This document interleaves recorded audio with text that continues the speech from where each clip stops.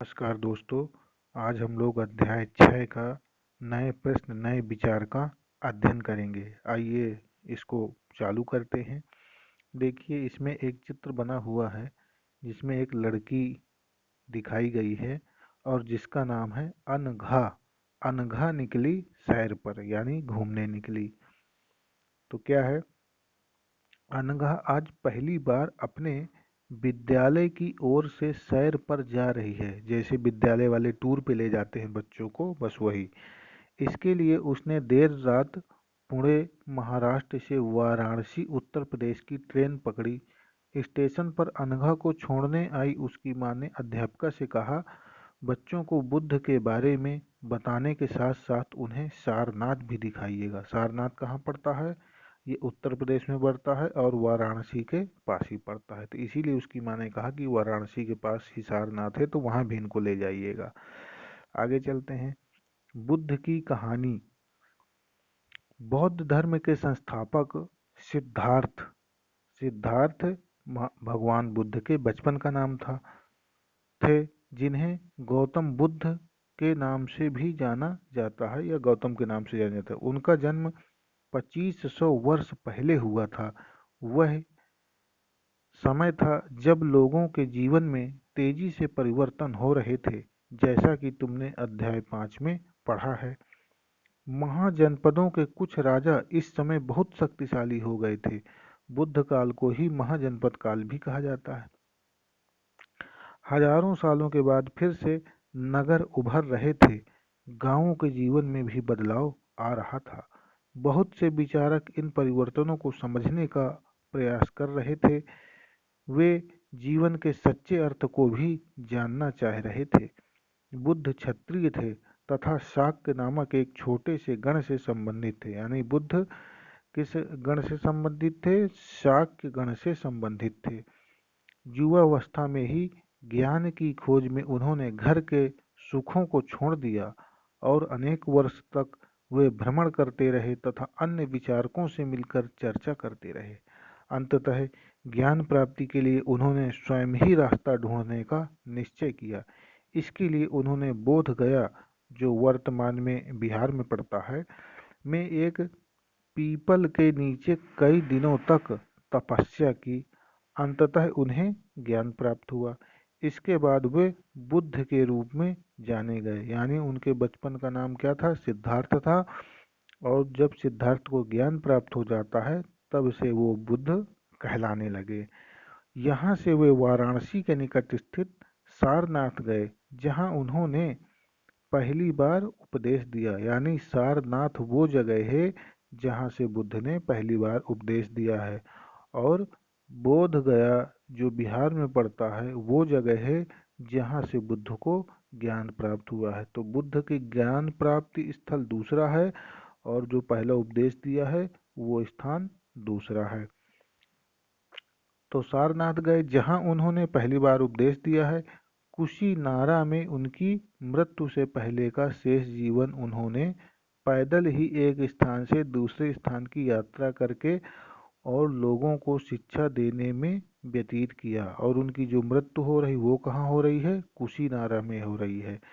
तो देखा जाए तो जो बोध गया है ये ज्ञान प्राप्ति स्थल हो गया, और जो पहला उपदेश दे रहे हैं वह कहाँ दे रहे हैं? वह दे रहे हैं सारनाथ में, और कुशीनारा उनका मृत्यु का स्थान हो गया। आगे चलते हैं। बुद्ध ने शिक्षा दी कि यह जीवन कष्टों और दुखों से भरा हुआ है और हमारी इच्छा और लालसाएं, जो हमेशा पूरी नहीं हो सकती हैं, के कारण होता है। यानी जो दुख हमें प्राप्त होता है वो दुख हमें इसलिए प्राप्त होता है कि हम सदैव न सदैव कोई न कोई हमारे मन में इच्छा बनी रहती है और वो इच्छाएं कभी पूरी नहीं होती। कभी कभी हम जो चाहते हैं वह प्राप्त कर लेने के बाद भी संतुष्ट नहीं होते हैं एवं और अधिक वस्तुओं को पाने की इच्छा करने लगते हैं। बुद्ध ने इस लिप्सा को तन्हा तृष्णा कहा है। बुद्ध ने शिक्षा दी कि आत्मसंयम अपनाकर हम ऐसी लालसा से मुक्ति पा सकते हैं।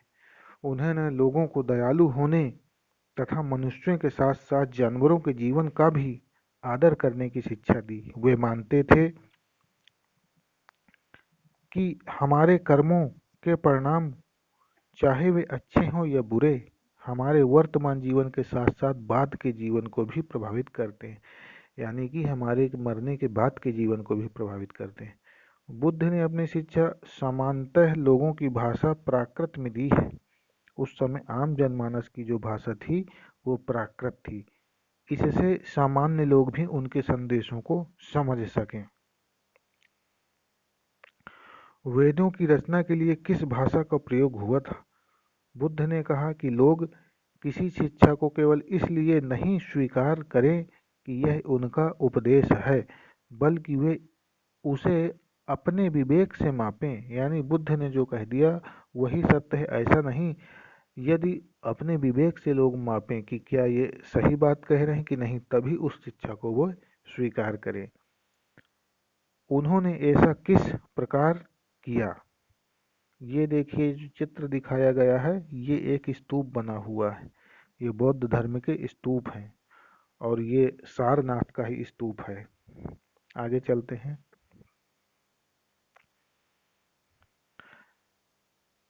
कि सा गोमती की कहानी, यह बुद्ध के विषय में एक प्रसिद्ध कहानी है।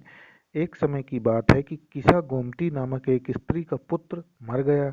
इस बात से वह इतनी दुखी हुई कि वह अपने बच्चे को गोद में लिए नगर की सड़कों पर घूम घूम कर लोगों से प्रार्थना करने लगी कि कोई उसके पुत्र को जीवित कर दे। एक भला व्यक्ति उसे बुद्ध के पास ले गया। बुद्ध ने कहा, मुझे एक मुट्ठी सरसों के बीज लाकर दो, मैं तुम्हारे पुत्र को जीवित कर दूंगा। किसा गोमती बहुत प्रसन्न हुई, पर जैसी ही वह बीज लाने के लिए जाने लगी, तभी बुद्ध ने रोका और कहा, ये बीज एक ऐसे घर से मांग कर लाओ जहाँ किसी की मृत्यु न हुई हो। किसा गोमती एक दरवाजे से दूसरे दरवाजे गई, लेकिन वह जहाँ भी गई उसने पाया कि हर घर में किसी न किसी की पिता, माता, बहन, भाई, पति, पत्नी, बच्चे, चाचा, चाची, दादा, दादी की मृत्यु हुई थी। बुद्ध दुखी माँ को क्या शिक्षा देने का प्रयास कर रहे थे? यही कि ऐसा कोई घर बकाया नहीं है जिसमें कभी कोई ना कोई मरा ना हो। तो यदि सबके घरों में कोई ना कोई मरा है तो तुम्हारे घर में भी बिल्कुल कोई ना कोई मरेगा। ऐसा तो नहीं है कि तुम्हारा घर उससे अछूता रह जाए। यही शिक्षा बुद्ध उसको दे रहे हैं। आगे चलते हैं। उपनिषद। इसी समय बहुत से दूसरे अन्य चिंतक भी दार्शनिकों प्रश्नों का उत्तर ढूंढने का प्रयास कर रहे थे। उनमें से कुछ मृत्यु के बाद के जीवन के बारे में जानना चाहते थे, जबकि अन्य यज्ञों की उपयोगिता के बारे में जानने को उत्सुक थे।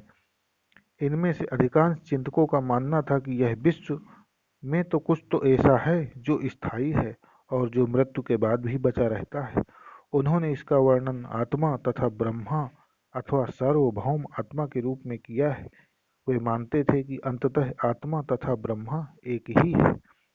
ऐसे कई विचारकों का ऐसे कई विचारों का संकलन उपनिषदों में हुआ है। उपनिषद उत्तर वैदिक ग्रंथों का हिस्सा थे। एक ऋग्वैदिक काल था, एक उत्तर वैदिक काल था। तो ऋग्वैदिक काल में केवल ऋग्वेद की रचना हुई थी और किसी चीज की नहीं, जबकि उत्तर वैदिक काल में शेष जो तीन वेद हैं, यजुर्वेद, सामवेद, अथर्ववेद, उपनिषद, ये सारी चीजें उत्तर वैदिक काल में इनकी रचना हुई है। तो यही कह रहा है कि उपनिषदों में हुआ है। उपनिषद उत्तर वैदिक ग्रंथों का हिस्सा थे। उपनिषद का शाब्दिक अर्थ है गुरु के समीप बैठना। उपनिषद। इन ग्रंथों में अध्यापकों और विद्यार्थियों के बीच बातचीत का संकलन किया गया है। प्रायः ये विचार सामान्य वार्तालाप के रूप में प्रस्तुत किए गए हैं। भारतीय दर्शन की छह पद्धति या षड दर्शन इसको कहते हैं हम लोग। सदियों से भारत द्वारा सत्य की बौद्धिक खोज का प्रतिनिधित्व दर्शन की छह शाखाओं ने किया है। ये है वैशेषिक, न्याय, सांख्य, योग, पूर्व मीमांस और वेदांत या उत्तर मीमांस। ये छह दर्शन बताए गए हैं। दर्शन की इन छह पद्धतियों की स्थापना क्रमशः ऋषि कणाद, गौतम, कपिल, पतंजलि, जैमिनी और व्यास द्वारा मानी जाती है, जो आज भी देश के बौद्धिक चर्चा को दिशा देते हैं। जर्मन मूल के ब्रिटिश भारतविद फ्रेडरिक मैक्स मूलर के अनुसार दर्शन की इन 6 शाखाओं का विकास कई पीढ़ियों के दौरान व्यक्तिगत विचारकों के योगदान से हुआ। यद्यपि ये एक दूसरे से भिन्न दिखते हैं, तथापि सत्य की इनकी समझ में आधारभूत तालमेल दिखता है। आगे चलते हैं। एक दूसरी कहानी यहाँ पे आ रही है, बुद्धिमान भिखारी। यह वार्तालाप छांदोग्य उपनिषद नामक प्रसिद्ध उपनिषद की एक कहानी है। शौनक व अभिप्रतारिण नामक 2 ऋषि सार्वभौम आत्मा की उपासना करते थे। एक बार ज्यों ही वे भोजन करने के लिए बैठे, एक भिखारी आया और भोजन मांगने लगा। शौनक ऋषि ने कहा, हम तुम्हें कुछ नहीं दे सकते? भिखारी ने पूछा, विद्वजन, आप किसकी उपासना करते हैं? अभिप्रतारिण ने उत्तर दिया, सार्वभौम आत्मा की हम पूजा करते हैं। ओह, इसका मतलब आप यह जानते हैं कि यह सार्वभौम आत्मा संपूर्ण विश्व में विद्यमान है? ऋषियों ने कहा, हाँ हाँ, हम यह जानते हैं। भिखारी ने पूछा, अगर यह सार्वभौम आत्मा संपूर्ण विश्व में विद्यमान है, तो यह मेरे अंदर भी विद्यमान है। मैं कौन हूँ? मैं इस विश्व का एक भाग ही तो हूँ। तुम सत्य बोलते हो युवा ब्राह्मण, इसलिए हे ऋषियों, मुझे भोजन न देकर आप उस सार्वभौम आत्मा को भोजन देने से मना कर रहे हैं। भिखारी की बात की सच्चाई जानकर ऋषियों ने उसे भोजन दिया। आगे चलते हैं। इन चर्चाओं में भाग लेने वाले अधिकांशतः पुरुष ब्राह्मण तथा राजा होते थे। कभी कभी गार्गी, अपाला, घोषा, मैत्रेयी जैसी स्त्री विचारकों का भी उल्लेख मिलता है, जो अपनी विद्वता के लिए जानी जाती थी और वाद विवाद में भाग लिया करती थी। निर्धन व्यक्ति इस तरह के वाद विवाद में बहुत कम ही हिस्सा लेते थे। इस तरह का एक प्रसिद्ध अपवाद सत्यकाम जाबाल का है। सत्यकाम जाबाल का नाम उसकी दासी माँ के नाम पर पड़ा। सत्यकाम के मन में सत्य जानने की तीव्र इच्छा उत्पन्न हुई। गौतम नामक एक ब्राह्मण ने उन्हें अपने विद्यार्थी के रूप में स्वीकार किया तथा वह अपने समय के सर्वाधिक प्रसिद्ध विचारकों में से एक बन गया। उपनिषदों के कई विचारों का विकास बाद में प्रसिद्ध विचारक शंकराचार्य के द्वारा किया गया, जिनके बारे में तुम कक्षा 7 में पढ़ोगे। आगे चलते हैं। व्याकरणविद पाणिनि। इस युग में कुछ अन्य विद्वान भी खोज कर रहे थे।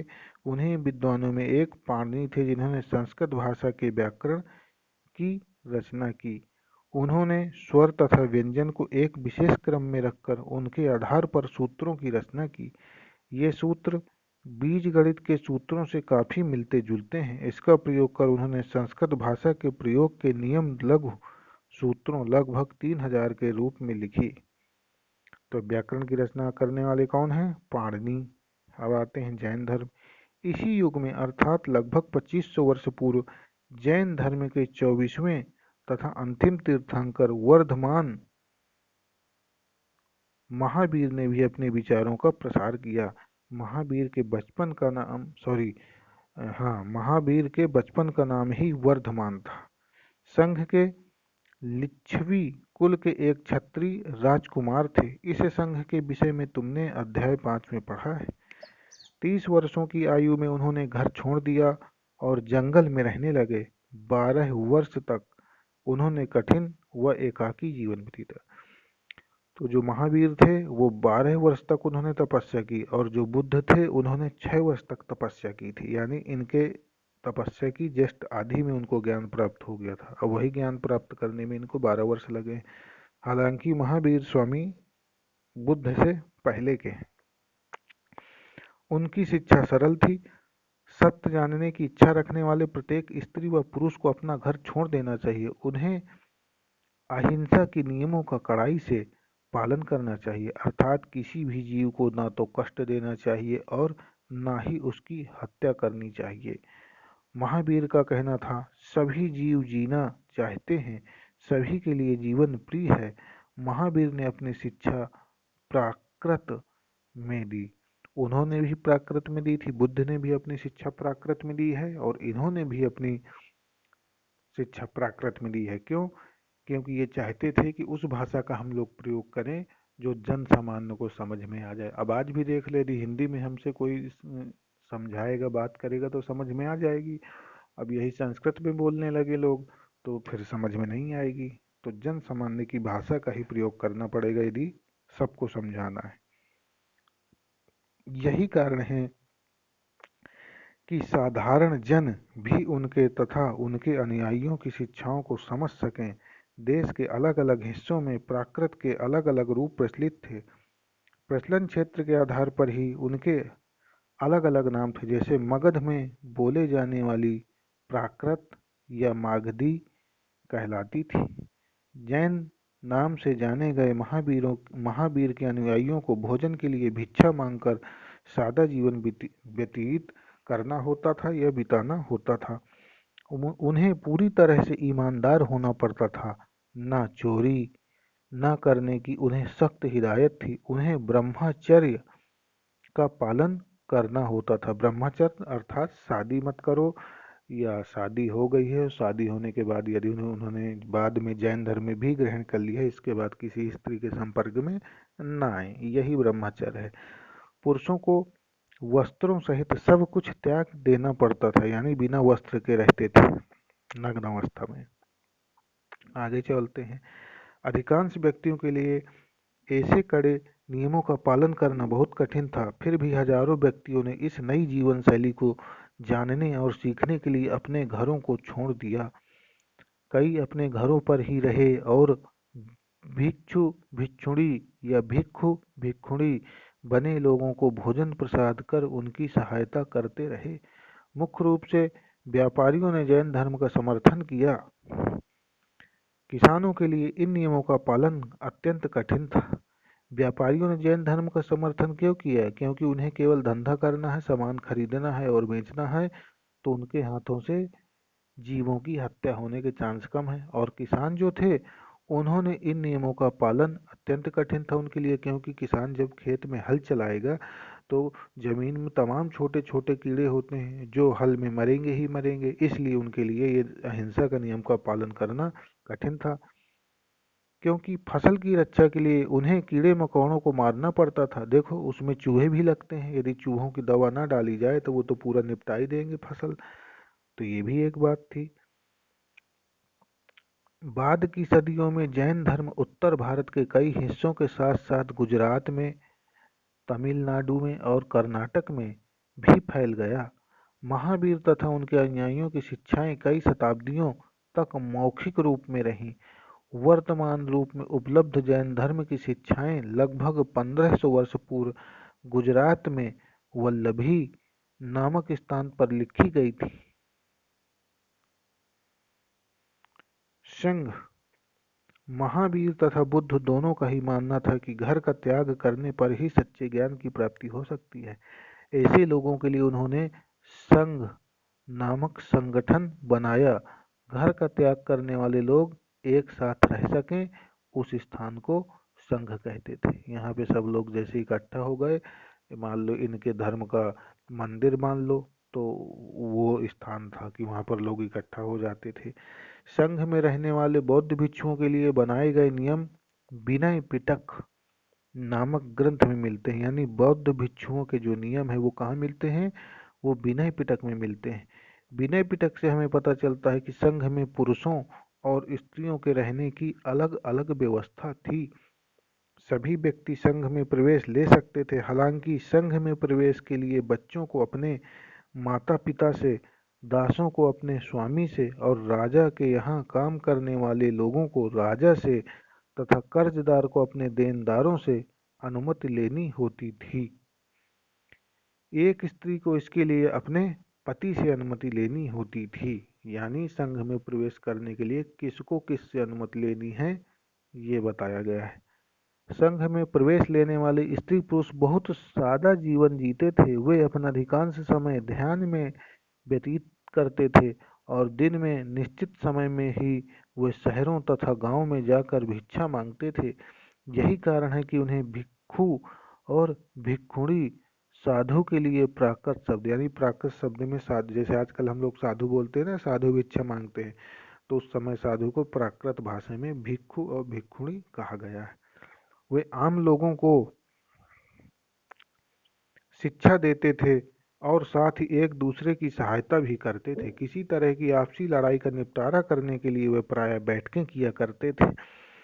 संघ में प्रवेश लेने वालों में ब्राह्मण, क्षत्रिय, व्यापारी, मजदूर, नाई, गणिकाएं तथा दास शामिल हुआ करते थे। इनमें से कई लोगों ने बुद्ध की शिक्षाओं के विषय में लिखा तथा कुछ लोगों ने संघ में अपने जीवन के विषय में सुंदर कविताओं की रचना की। आगे चलते हैं, बिहार क्या चीज है। जैन धर्म में और बौद्ध धर्म में जैन तथा बौद्ध भिक्षु पूरे साल एक स्थान से दूसरे स्थान पर घूमते हुए उपदेश दिया करते थे। केवल वर्षा ऋतु जब हो जाती थी तो उस समय पक्की सड़कें नहीं थीं, कच्ची सड़कें थी, कीचड़ युक्त थी, नदियों में उफान आ जाता था, उस समय पुल नहीं थे। तो वर्षा ऋतु में जब यात्रा करना कठिन हो जाता था तो वे एक स्थान पर ही निवास करते थे। ऐसे समय वे अपने अनुयायियों द्वारा उद्यान यानी बगीचे में बनाए गए अस्थायी निवासों में अपना पहाड़ी क्षेत्रों की प्राकृतिक गुफाओं में रहते थे। जैसे जैसे समय बीतता गया, भिक्षु भिक्षुणियों ने स्वयं तथा उनके समर्थकों ने अधिक स्थायी शरण स्थलों की आवश्यकता का अनुभव किया। तब कई शरण स्थल बनाए गए जिन्हें बिहार कहा गया। अब ये देखिए, ये बिहार का ही उदाहरण है। पहाड़ी को काटकर बनाई गई एक गुफा। यह कार्ले वर्तमान महाराष्ट्र में स्थित है, यानी कार्ले गुफा कहाँ है, ये है, और ये महाराष्ट्र में स्थित है। भिक्षु भिक्षुणी इन शरण स्थलों में रहकर ध्यान किया करते थे। जब वर्षा ऋतु होता था तो ऐसे गुफाएं उफाएं बनी रहती थी, तो इनमें ये लोग रुका करते थे। आगे चलते हैं। एक बौद्ध ग्रंथ से ज्ञात होता है, क्या ज्ञात होता है, जिस तरह महासागरों में मिलने पर नदियों की अलग अलग पहचान समाप्त हो जाती है, ठीक उसी तरह बुद्ध के अनुयायी जब भिक्षुओं की श्रेणी में प्रवेश करते हैं तो वे अपना वर्ण, श्रेणी और परिवार शब्द त्याग देते हैं। यानी जब कोई आदमी भिक्षु या भिक्षुणी बनता है या संघ में प्रवेश करता है तो उसकी फिर कोई जाति बिरादरी की पहचान खत्म हो जाती है, वो फिर केवल बौद्ध हो जाता है, बस ये कह रहे हैं।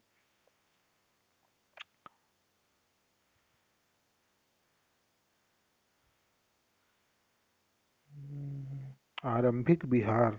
अच्छा, आरंभिक बिहार लकड़ी के बनाए गए तथा बाद में इनके निर्माण में ईंटों का प्रयोग होने लगा। यानी बिहार जहाँ पर वो लोग रुका करते थे, पहले लकड़ी के बनाते थे, लेकिन जब समय बीता तो उन्होंने समझा कि यार ये लकड़ी तो बड़ी जल्दी खत्म हो जाती है, पानी वानी पड़ने से सड़ जाती है, साल दो साल चलती है, बस हो गया। तो फिर क्या करने लगे, ईंटों से बनाने लगे। पश्चिमी भारत में विशेषकर कुछ बिहार पहाड़ियों को खोदकर बनाए गए, यानी महाराष्ट्र की तरफ, यहाँ गुजरात की तरफ, यही तो पश्चिम में पड़ता है। प्रायः किसी धनी व्यापारी अथवा राजा या किसी भूस्वामी द्वारा दान में दी गई भूमि पर बिहार का निर्माण होता था। स्थानीय व्यक्ति भिक्षु भिक्षुणियों के लिए भोजन, वस्त्र तथा दवाइयाँ लेकर आते थे, जिसके बदले ये भिक्षु और भिक्षुणियाँ लोगों को शिक्षा देते थे। आगे आने वाली शताब्दियों में बौद्ध धर्म उपमहाद्वीप के विभिन्न हिस्सों के साथ साथ बाहरी क्षेत्रों में भी फैल गया। इस समय बौद्ध धर्म की एक नई धारा महायान का विकास हुआ। इसकी विशेषताएं क्या थी महायान की? पहले मूर्तियों में बुद्ध की उपस्थिति सिर्फ कुछ संकेतों के माध्यम से दर्शाई जाती थी। मिसाल के तौर पर उनकी निर्वाण प्राप्ति को पीपल के पेड़ की मूर्ति द्वारा दर्शाया जाता था, पर अब बुद्ध की प्रतिमाएं बनाई जाने लगी। यानी जो बौद्ध धर्म की जो महायान शाखा थी, उसमें ये जो महायान शाखा, इसमें बुद्ध की मूर्तियां बनने लगी, और इसके पहले बुद्ध की मूर्तियां नहीं बनती थी। बौद्ध धर्म की दो शाखाएं हैं, एक है हीनयान और एक है महायान। तो एक में मूर्ति नहीं बनती थी, जो हीनयान शाखा थी पहले से चली आ रही थी। जब महायान शाखा आ गई तो इसमें मूर्तियां बनने लगी, किसकी? बुद्ध की। अब बुद्ध की प्रतिमाएं बनाई जाने लगीं, इसमें अधिकांश मथुरा में तो कुछ तक्षशिला में बनाई जाने लगी। दूसरा परिवर्तन बोधिसत्व में आस्था को लेकर आया। बोधिसत्व उन्हें कहते हैं जो ज्ञान प्राप्ति के बाद एकांतवास करते हुए ध्यान साधना कर सकते थे, लेकिन ऐसा करने की बजाय वो लोगों को शिक्षा देने और मदद करने के लिए सांसारिक परिवेश में ही रहना ठीक समझने लगे। धीरे धीरे बोधिसत्व की पूजा काफी लोकप्रिय हो गई और पूरे मध्य एशिया, चीन के और बाद में कोरिया और जापान तक भी फैल गई। बौद्ध धर्म का प्रसार पश्चिम और दक्षिण भारत में हुआ, जहां बौद्ध भिक्षुओं के रहने के लिए पहाड़ों में दर्जनें गुफाएं देखने को मिलती हैं। बौद्ध धर्म दक्षिण पूर्व की ओर श्रीलंका, म्यांमार, थाईलैंड तथा इंडोनेशिया सहित दक्षिण पूर्व एशिया के अन्य भागों में भी फैल गया। थेरवाद नामक बौद्ध धर्म का आरंभिक रूप इन क्षेत्रों में कहीं अधिक प्रचलित था। तीर्थयात्री तीर्थयात्री वे स्त्री पुरुष थे जो प्रार्थना के लिए पवित्र स्थानों की यात्रा किया करते थे। यानी बुद्ध ने कहाँ जन्म लिया, बुद्ध को जहाँ ज्ञान प्राप्ति हुई, बुद्ध ने जहाँ पहला उपदेश दिया, ये सब उनके तीर्थ स्थल थे, तो वहाँ की लोग यात्रा करते थे। इसी तरह भारत की यात्रा पर आया चीनी यात्री बौद्ध तीर्थयात्री कौन था? फा शिएन काफी प्रसिद्ध था। वह करीब 1600 साल पहले भारत आया था। स्वयं त्सांग यानी ह्वेनसांग की बात ये कर रहा है। 1400 साल पहले भारत आया और उसने करीब 50 साल बाद इत्सिंग आया। वे सब बुद्ध के जीवन से जुड़ी जगहों और प्रसिद्ध मठों को देखने के लिए भारत आए थे। इनमें से प्रत्येक तीर्थयात्री ने अपनी यात्रा के विवरण लिखा। इन्होंने अपनी यात्रा के दौरान आई मुश्किलों के बारे में भी लिखा है। इन यात्राओं में कई वर्ष लग जाया करते थे। जिन देशों और मठों को उन्होंने देखा उनके बारे में उन्होंने लिखा और उन किताबों के बारे में भी उन्होंने लिखा जिन्हें वे अपने साथ ले गए थे। नालंदा, उस समय नालंदा क्या था? शिक्षा का विशेष केंद्र था। कब? बौद्ध काल में। बौद्ध काल में नहीं, ये तो बाद में बना। नालंदा की स्थापना कुमारगुप्त ने कराई थी। ह्वेनसांग तथा अन्य तीर्थयात्रियों ने उस समय के सबसे प्रसिद्ध बौद्ध विद्या केंद्र नालंदा, बिहार में अध्ययन किया। उसने नालंदा के बारे में इस प्रकार लिखा है, यहाँ के शिक्षक योग्यता तथा बुद्धि में सबसे आगे हैं। बुद्ध के उपदेशों का वह पूरी ईमानदारी से पालन करते हैं। मठ के नियम काफी सख्त हैं जिन्हें सबको मानना पड़ता है। पूरे दिन वाद विवाद चलते ही रहते हैं। वाद विवाद में लड़ाई झगड़ा नहीं, यानी धर्म का वाद विवाद। जो बौद्ध धर्म को मान रहे थे वो आपसी वाद विवाद वो वाला करते थे, धर्म चर्चा, जिसमें युवा और वृद्ध दोनों ही एक दूसरे की मदद करते हैं। विभिन्न शहरों से विद्वान लोग अपनी शंकाएं दूर करने के लिए यहाँ आते हैं। नए आगंतुकों से पहले द्वारपाल ही कठिन प्रश्न पूछते हैं। उन्हें अंदर जाने की अनुमति तभी मिलती है जब वे द्वारपाल को सही उत्तर दे पाते हैं। 10 में से 7-8 सही उत्तर नहीं दे पाते हैं। यानी एडमिशन का रेशियो इस विद्यालय में, डिग्री कॉलेज में यदि नालंदा में लेना है तो बहुत कम था। 7-8 नहीं दे पा रहे, यानी 20-30% रिजल्ट जा रहा है बस। ह्वेनसांग नालंदा में क्यों पढ़ना चाहता था? कारण बताओ। इसलिए पढ़ना चाहता था क्योंकि वह बौद्ध धर्म के बारे में जानना चाहता था और वो बौद्ध धर्म की कुछ पुस्तकें भी ले गया था। जीवन के चरण, आश्रम। आश्रम का तात्पर्य जीवन के एक चरण से है। एक ब्रह्मचर्य, गृहस्थ, वानप्रस्थ और संन्यास, ये 4 आश्रम हैं। इन 4 आश्रमों की व्यवस्था की गई है आश्रम व्यवस्था के अंतर्गत। ब्रह्मचर्य के अंतर्गत ब्राह्मण, क्षत्रिय तथा वैश्य से यह अपेक्षा की जाती थी कि इस चरण के दौरान वे सादा जीवन बिताकर वेदों का अध्ययन करेंगे। यानी शूद्रों को इससे बाहर रखा गया था ब्रह्मचर्य वाले से। गृहस्थ आश्रम, इसमें क्या है? उन्हें विवाह कर एक गृहस्थ के रूप में रहना होता था और वानप्रस्थ जो आश्रम था इसमें जंगल, इसमें नाम में ही लिखा है वान, वान माने वन, तो वान माने वन, तो वन जंगल में रहकर साधना करनी थी। अंततः उन्हें सब कुछ त्याग कर सन्यासी बन जाना था।